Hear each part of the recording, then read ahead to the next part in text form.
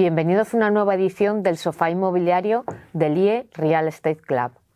Hoy tenemos aquí con nosotros a Adolfo Ramírez Escudero, presidente y CEO de CBRE España y presidente de CBRE Latam. Bienvenido, Adolfo. Hola, Gemma, ¿cómo estás? Encantado de estar aquí.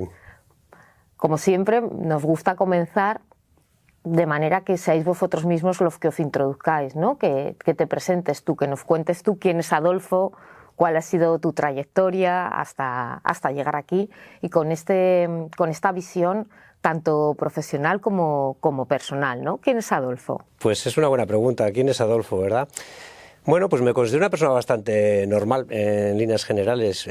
Nací en Bilbao, quizás eso es lo único extraordinario, pero de eso no tengo mérito. Y a partir de ahí, pues bueno, pues tuve la suerte de tener una gran familia, eso yo creo que ayuda mucho. Estudié la carrera con los jesuitas, que son marca carácter, en la Comercial de Deusto. Y bueno, pues luego ya salté al mercado inmobiliario. Tengo a nivel personal una cosa que quizás es un poco distinta y que no sé si la gente pues conoce, que mi mujer Inke es alemana y mis dos hijos estudian en el colegio alemán, con lo cual pues ya en la época más madura de mi vida pues he tenido la suerte de vivir en un entorno de biculturalidad a nivel familiar, cosa que bueno enriquece un montón, la verdad, y disfruto muchísimo. Y a partir de ahí, ¿qué me gusta, qué me motiva? Me motiva mucho ver a la gente crecer con un proyecto y conseguir sus metas. Es una cosa que disfruto viéndolo, la verdad, y tratando de habilitarlo en la medida que puedo. Y me gusta ganar también, pero bueno, también recordando a Kipling, ¿no? Ese poeta maravilloso, también creo que hay que saber reconocer que el éxito y el fracaso son dos impostores que hay que tratar por igual. Eso también es una reflexión interesante. Y lo que me gusta hacer, que luego hablaremos un poquito más, pues me gusta mucho leer, me gusta mucho la familia y me gusta mucho hacer deporte. ¿Y qué deportes? Pues mira, soy bastante polifacético, no especialmente bueno en ninguna de las cosas, pero disfruto haciendo muchas, ¿no? Últimamente estoy bastante con la bici, porque compagina muchas cosas y te da tiempo también a charlar con la gente que tiene un componente social, te mantiene bien en forma, te ayuda a quemar un poquito grasas, que con esta edad es importante, y luego pues también disfrutas mucho con la naturaleza. Me gusta mucho estar en el entorno, pero bueno, también corro, intento jugar al tenis, un poquito de todo terreno. Es sano y hay que mantener el estrés a raya, que también ayuda. Sí, y parece verdad. que la bici tiene mucho tirón dentro del sector real estate, Sí, ¿no? sí, hay mucho inmobiliario en bici. Sí, bastantes compañeros están muy enganchados. Y en esta trayectoria, con esa gran familia, ¿no?, que comentas que tienes y que al final te ha marcado, y también en esta trayectoria profesional, ¿cuál consideras que es el mejor consejo que te han dado? Pues mira, hay uno muy bueno que es no dar consejos salvo que te lo pidan. Ese me gusta bastante. El no consejo. El no dar consejo no solicitado, pero como tú me estás solicitando uno, pues quizás, hombre, hay muchas grandes sabidurías que seguir, ¿no? Pero a mí, quizás si tengo que elegir uno, es uno muy clásico que influye, yo creo que con corrientes de filosofía, incluso de religión, que es nunca hagas a los demás lo que no te gustaría que te hagan a ti mismo. Funciona casi para todo. Sí, desde luego. Es como bien dices, yo creo que es el típico consejo que todos hemos escuchado desde pequeños o en colegio o en familia, pero que está bien aplicárselo. Y durante esta trayectoria, ¿de qué te sientes más orgulloso? Pues hombre, yo creo que quizás en el plano profesional yo creo que lo que me siento más orgulloso es un poco del recorrido que hemos hecho y que yo también he tenido quizás una responsabilidad especial a partir de 2013, que es un poco pues este plano de crecimiento en CBRE en España, que lo hemos multiplicado por 7, tanto en personas como en dimensiones económicas, y nos hemos divertido mucho haciéndolo también, y he podido ver cómo la gente ha crecido con el proyecto, cómo hemos aumentado el número de servicios que hacemos, hemos integrado 2 compañías. Entre medias, pues también yo a nivel personal he podido dar el salto de vivir en Londres, que también me gusta mucho el aspecto también, como decía, un poco de culturalidad internacional. Somos una gran familia, somos 105.000 empleados y eso no conozco a todos, como te puedes imaginar, pero eso te da que siempre conoces gente interesante, ¿no? Y todo eso me siento muy orgulloso, me siento muy agradecido sobre todo de haber tenido la oportunidad de poder estar ahí en equipo empujándolo. Y hombre, me siento orgulloso cuando miro hacia atrás porque ha sido un buen run. No, hombre, tienes motivos. Y sin embargo, siempre yo creo que todos tenemos cosas que cambiaríamos o que hubiéramos hecho de manera diferente. ¿Tú también? Pues mira, errores y pues más que la mayoría. O sea, quiero decir que reconozco que tengo muchas limitaciones, pero esta pregunta me la han hecho varias veces y a mí al final, después de pensarlo mucho, yo llego a la conclusión de que los errores son una parte intrínseca de todo el recorrido, los errores y los aciertos, y posiblemente hay errores que te conducen luego a aciertos. Yo los tomo también como parte un poco del entrenamiento. Como al final estoy bastante satisfecho con el resultado del camino hasta ahora, que todavía le queda mucho por recorrer, casi prefiero decirte que no cambiaría nada. No porque no haya hecho cosas mal, sino porque creo que son una parte intrínseca del conjunto, y el conjunto es netamente positivo. Y además es único y en principio me parece que tenemos ocasión de hacerlo 2 veces, con lo cual, I take it as it is. Bueno, yo creo que al final es parte del aprendizaje, ¿no?, que te sirve para después. Y volviendo a este camino que ya has recorrido, ¿qué operación o qué proyecto o qué decisión te hubiera gustado hacer, que igual ha hecho la competencia, igual lo has dejado pasar? Ha sido largo el camino, ¿verdad? Mira, la verdad es que hemos tenido la suerte de participar en proyectos maravillosos, pero hay uno, por elegir uno, que me hubiese gustado finalizar y que además es relativamente reciente. Trabajamos muy bien una operación que para mí era muy creativa y cumplía muchos puntos también, yo creo que de satisfacción a ambas partes, de creación de valor, que era la posible integración de Hermanos Revilla en Merlin Properties. No es posiblemente una que tampoco ha salido igual demasiado lógicamente al mercado, porque no se ejecutó de esa manera. Al final, como sabes, pues se ejerció el derecho de tanteo y se integró en Realia, ¿no?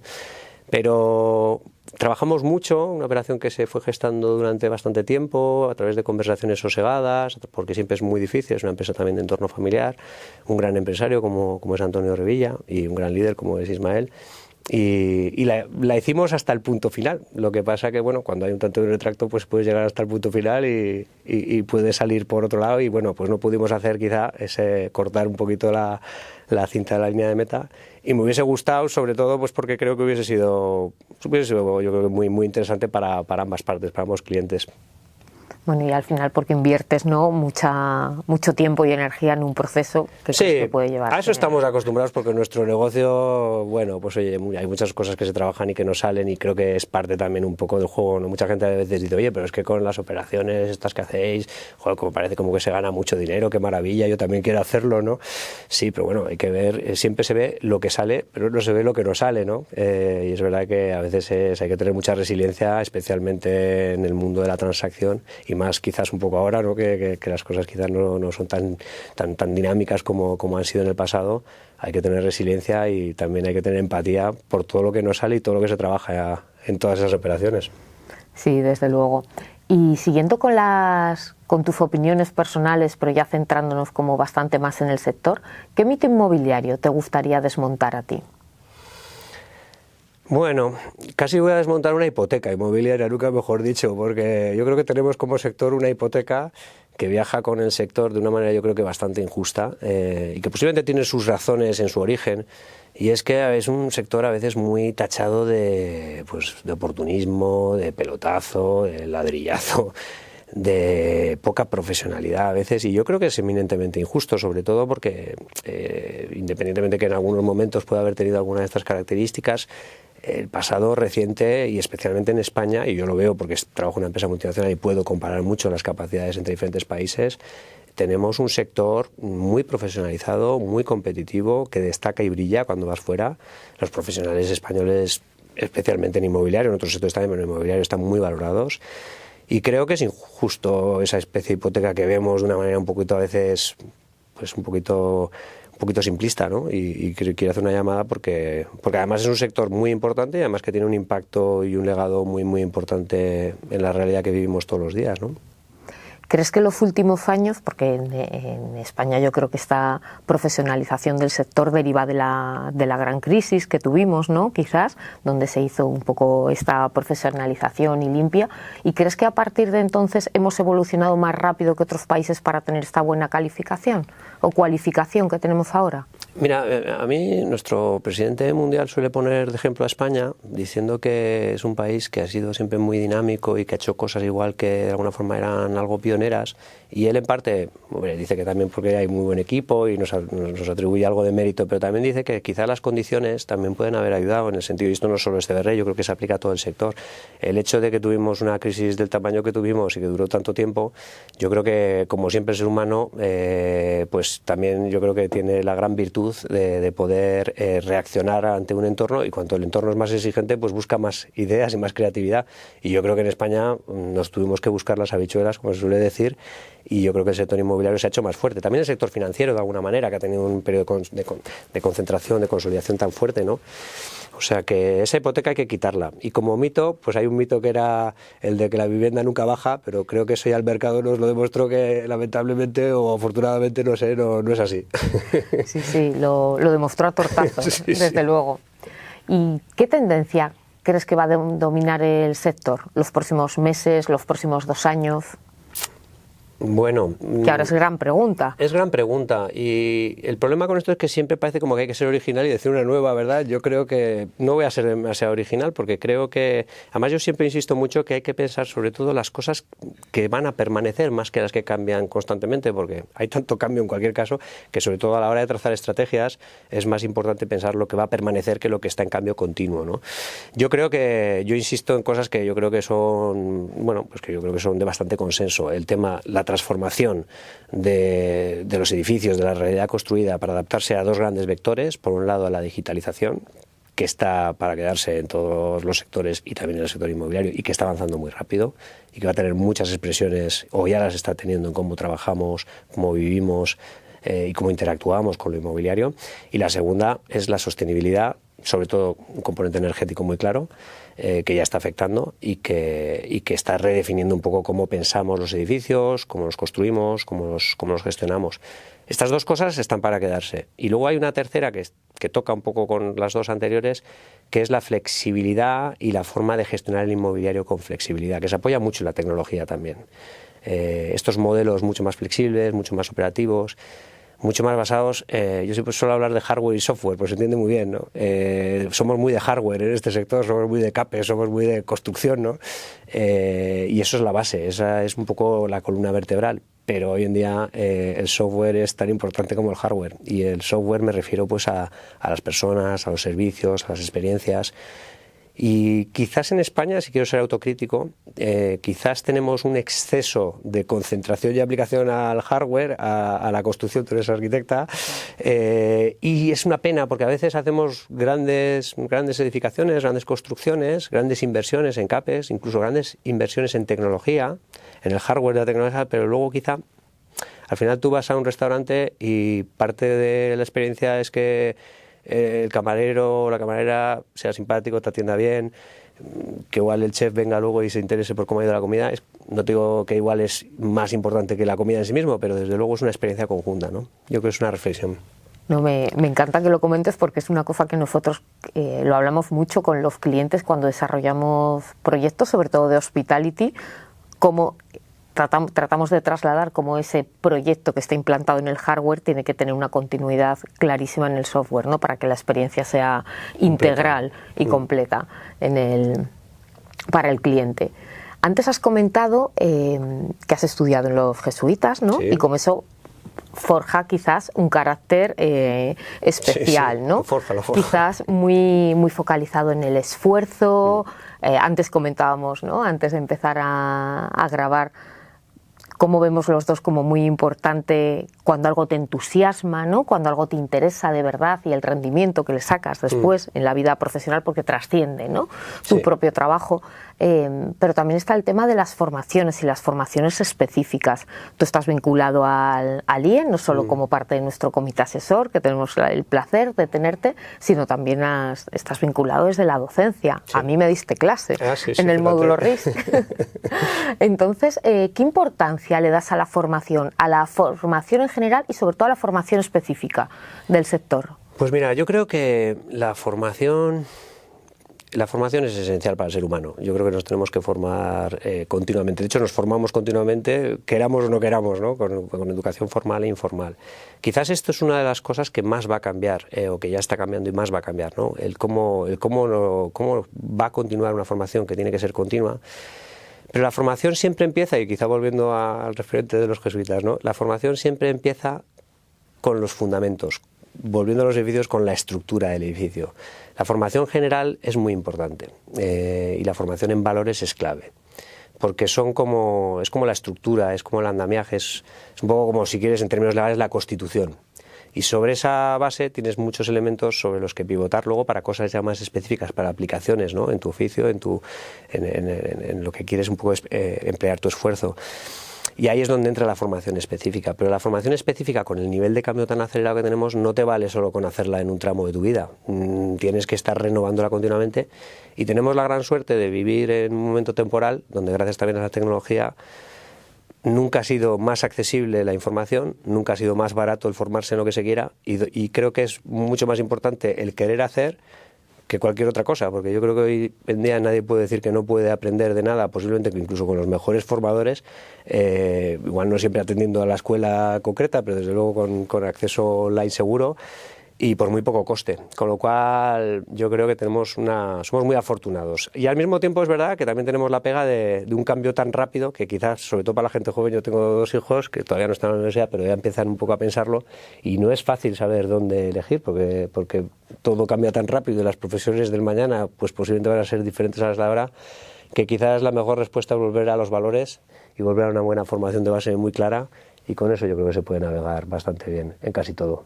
Sí, bueno, yo creo que con esos valores y nuevamente lo que comentábamos antes, ¿no? Esa actitud, esa curiosidad, desarrollas buenos cimientos para luego engancharte a ser curioso, sí, y a ir aprendiendo. Sí, totalmente.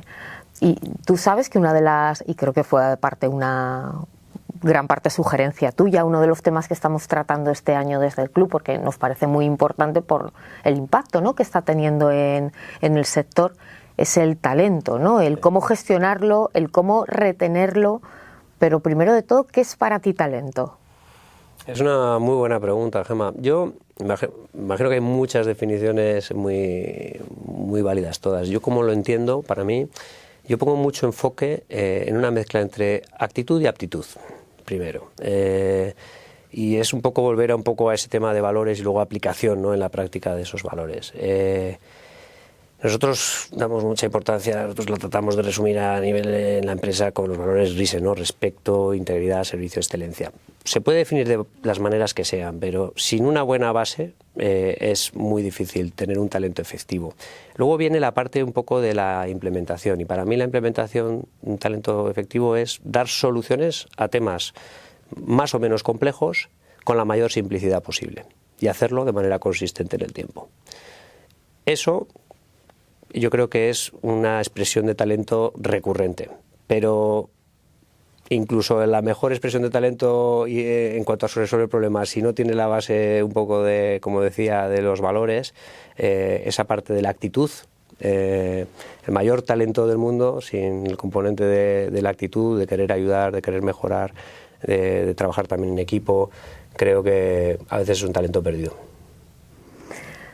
Voy a empezar con las preguntas de los socios, como la siguiente parte de la entrevista, porque tenemos bastantes, y la primera, precisamente, he seleccionado una que nos traslada una persona de tu equipo, Gonzalo Muelas, y que nuevamente nos habla del talento. Yo creo que al final es porque es algo que es quizás esta preocupación de cómo gestionarlo, o esta vocación de excelencia en cuanto a hacerlo mejor, es algo que tenéis muy metido en vuestra casa, ¿no?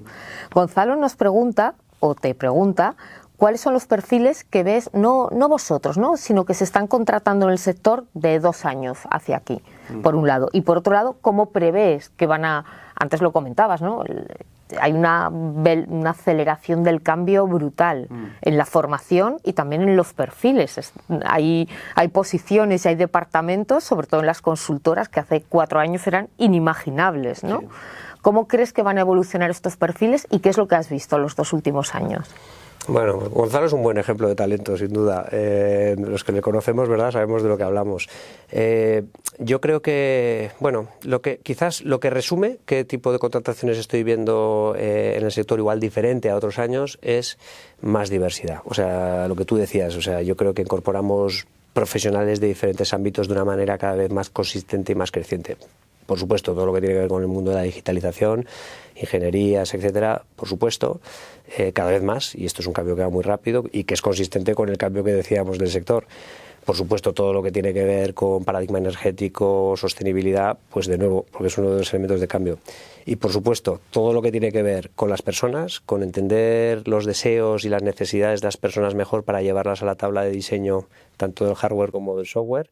Y hay, lógicamente, carreras que están especializadas en eso, que son del mundo de la sociología, de la psicología, ahora behavioral science, que se llama, que le incorpora elementos más de medición de data. La mezcla de esos tres perfiles hace cosas, yo diría que impresionantes, trabajando en equipo sobre todo. Pero por supuesto seguimos contratando arquitectos, seguimos contratando economistas y abogados que son esenciales, lógicamente. Claro, pero no sé si ahora les demandáis en cierta manera que tengan otro tipo de actitudes o de inquietudes, ¿no? Sí. Bueno, yo creo que lo que se necesita, de las actitudes creo que he sido claro, las actitudes es no negociable, y el marco con los valores, en las capacidades y un poco en la gente que se forma, yo creo que mientras yo creo que hayas sido muy bueno en lo que has decidido formarte y tengas capacidad de aprendizaje, yo creo que casi todas las personas pueden ser válidas independientemente de su formación, porque también apostamos mucho por la formación en el puesto y la formación en la empresa, con lo cual yo no creo que excluyamos así a priori nadie por una formación específica. Lo que pasa es que es verdad que, bueno, pues que hay formaciones en este momento pues que tienen una empleabilidad más alta, sobre todo porque tenemos un gap que hay que cubrir, ¿no? Pues decíamos, es que ingenierías de información en este momento, o ingeniería en general, bueno, pues es un componente que está muy buscado, por ejemplo, ¿no? Data, todo lo que tiene que ver con data management, computacional, matemáticas, sin duda. Pero es más un poco por necesidad de un poco de alcanzar ese gap que tenemos, que porque solo nos interesa ese tipo de perfiles. Mira, ahora tenemos 3 psicólogas, las 3 chicas además, que han montado la parte de People Insights, que es un servicio algo distinto, nuevo, y tenemos una de ellas es etnógrafa también, geografía, dices, o sea que la verdad es que yo creo que la diversidad es la clave, ¿eh? No decimos que no a nadie, si tiene las actitudes correctas y talento, bienvenidos en CBR. Perfecto.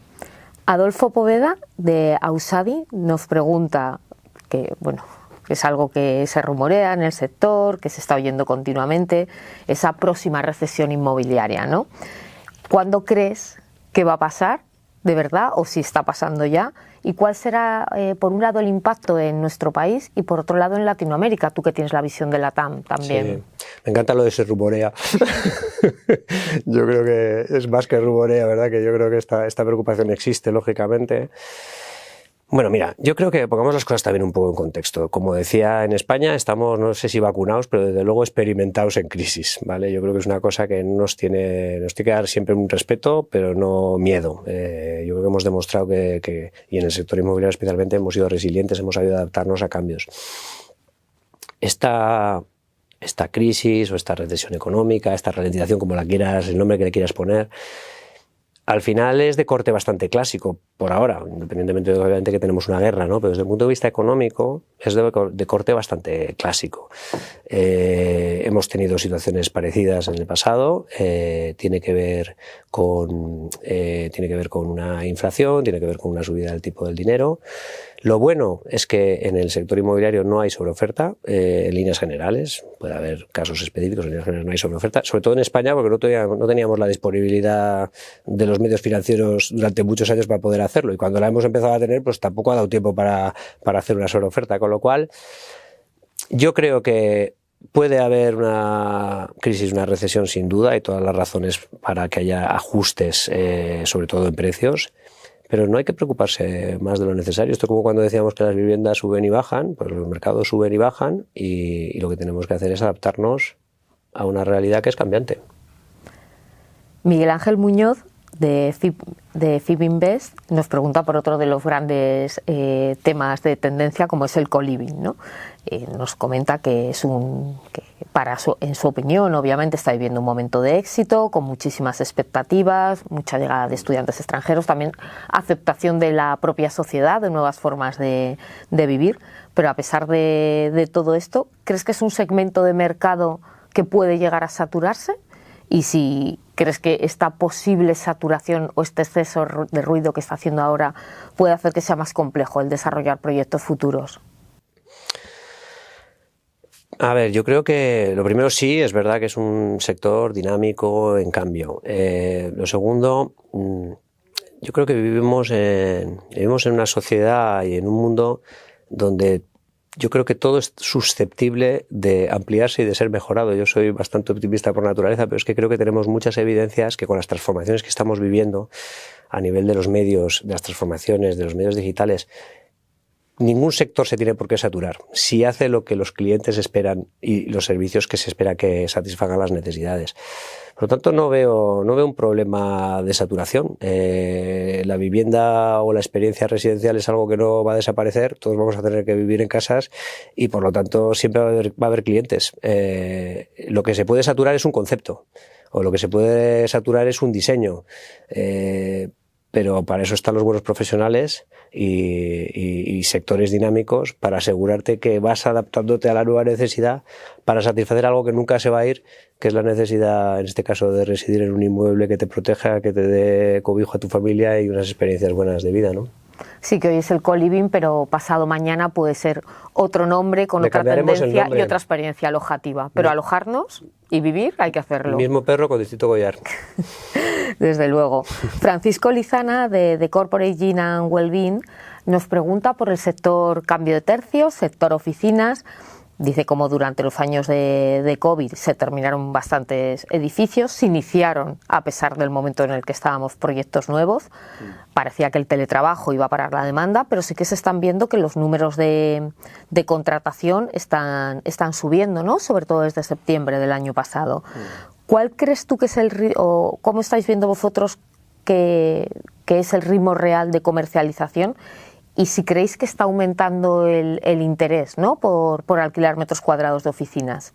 Y si crees, a raíz de estos números, que estamos en una fase de recuperación después de un estancamiento al salir de pandemia.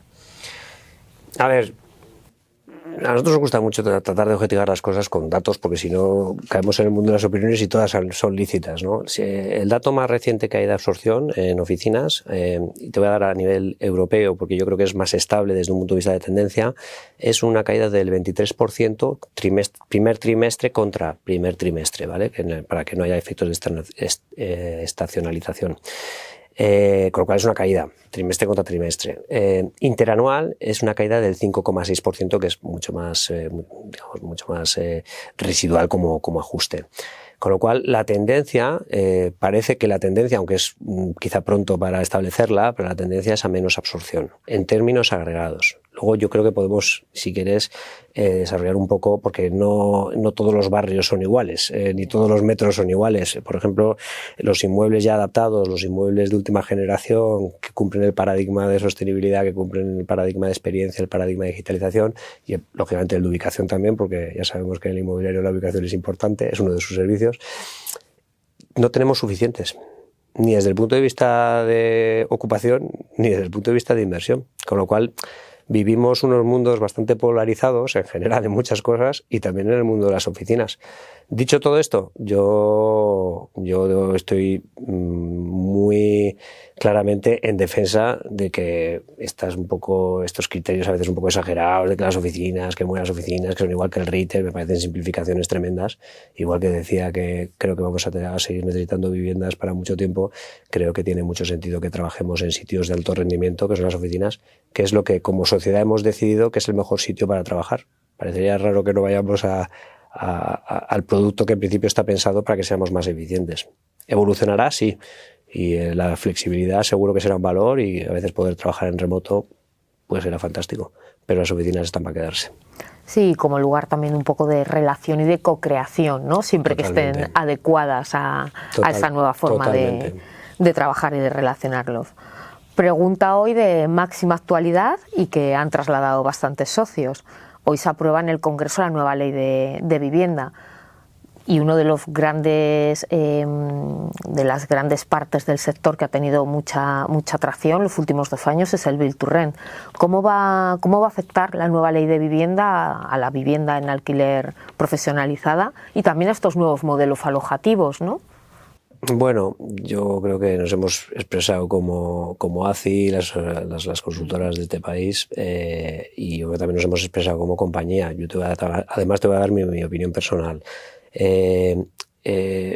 El problema de la vivienda, que es un problema estructural y que es un problema importante para la sociedad de España, la sociedad europea, es un problema que no se soluciona limitando los precios. Como es un problema estructural, es un problema de oferta y de demanda y se soluciona facilitando la oferta.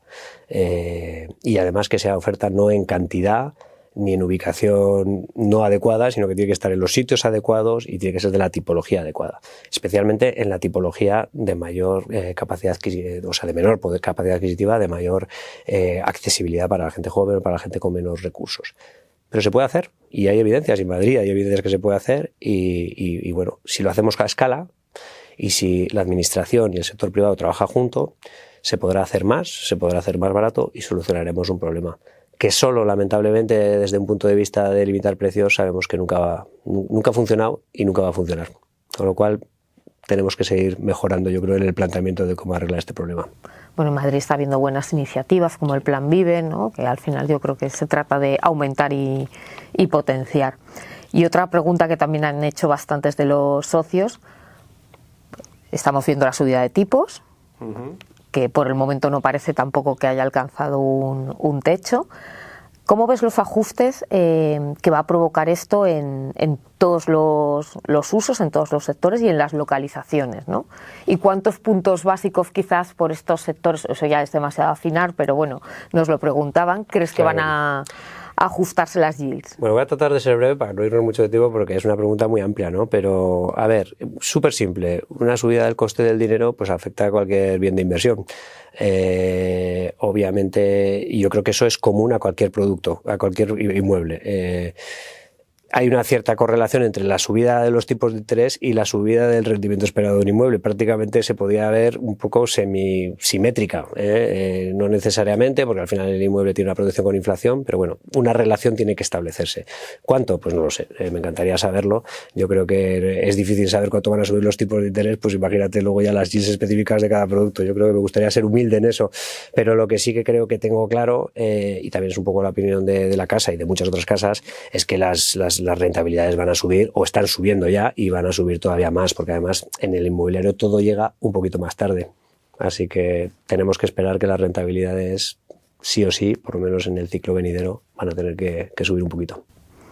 Pues a esperar y a ver hasta dónde nos llevan.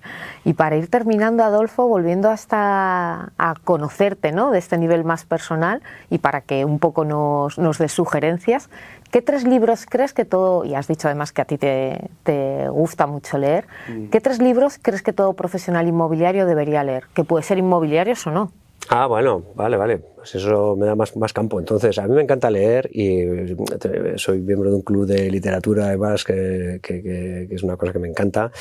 Y además acabamos de hacer un proyecto que se llama Alejandría, que acabamos de montar una biblioteca física en la empresa, con la colaboración de la gente trayendo libros, que es muy bonito, la verdad. Sí, y contestando a tu pregunta, a ver, hay muchísimos libros. Por tratar de darte inmobiliarios, para la gente que igual no es tan especialista, pero se asoma al mundo inmobiliario, hay un libro que ya tiene unos años, pero que sigue siendo un gallo, se llama Property and Money, de Michael Brett, y que está muy bien, especialmente para aquel que le tiene un poco miedo a la parte finanzas del inmueble, ¿no? Pues lo explica todo como muy sencillo, además tiene como unas viñetas muy graciosas y tal. Lo recomiendo para ese tipo de público. Por darte otro inmobiliario y luego te doy uno no inmobiliario, uno relativamente reciente que se llama Rethinking Real Estate, de Pollack, está muy bien para abrir un poquillo la mente, ¿no?, y hablar un poco de las tendencias, está muy bien documentado y me gustó mucho. Y luego, por cambiar de tercio totalmente y dar uno más en el ámbito personal, hay miles, pero bueno, uno que se me viene a a la cabeza es El último encuentro de Sándor Márai, que es una joyita muy poco conocida, un autor que lamentablemente se suicidó, pero posiblemente porque tenía una sensibilidad también muy especial, y lo dejo ahí para el que lo quiera leer, a ver si le gusta. Bueno, la mayoría de su obra es una joya. Y tres, hoy en día que cada vez consumimos contenidos más digitales, tres podcasts o creadores de contenido digital o gente que sean agitadores o establecedores de tendencia que suelas seguir o que te interesen.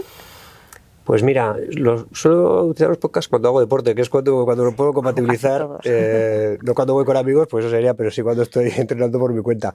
Y lo que más, que tenga que ver con el sector inmobiliario, me gusta mucho The Weekly Take, que es mi compañero Spencer Levy en Estados Unidos, y que la verdad, las entrevistas que hace a gente muy puntera, CEOs de diferentes compañías inmobiliarias, a mí me gusta mucho y lo recomiendo, están abiertos y merece la pena.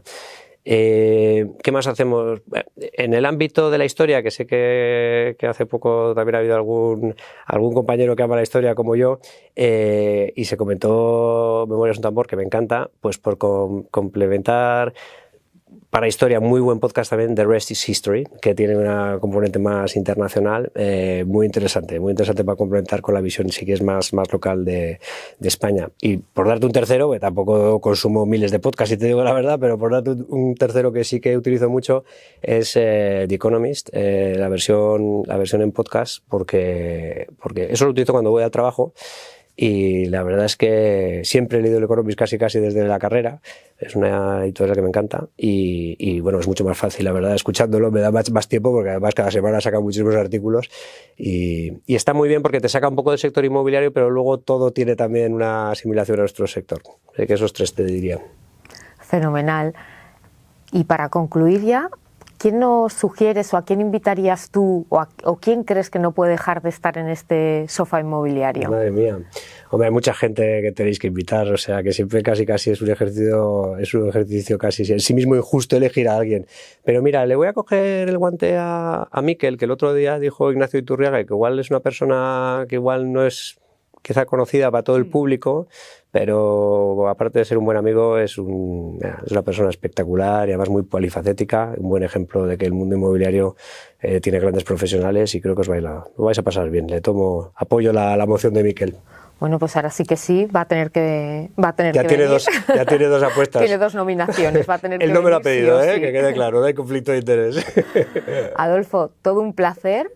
He disfrutado muchísimo. Igualmente. Y seguro que también lo harán nuestros socios cuando visualicen la entrevista. Y gracias por acompañarnos. Pues gracias a vosotros, un placer.